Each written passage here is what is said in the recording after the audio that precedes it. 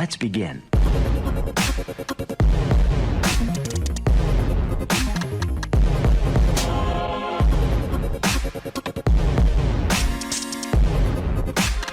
Hi friends, I am Vipin Kumar Sharma from XiLiR Technology. Today I am going to present project name Hoverboard controlled by Bluetooth module.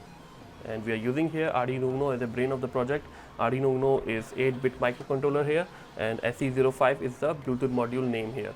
And we are using 12-volt battery and DC motors, 12 volt and L293D for controlling the DC motor directions. Okay, from phone Android app we are sending some characters like forward, backward, left, right, stop, and the microcontroller receiving those characters through Bluetooth module and performing the task. Okay, for project description please check description box below, and thank you so much for watching the video friends. Thank you.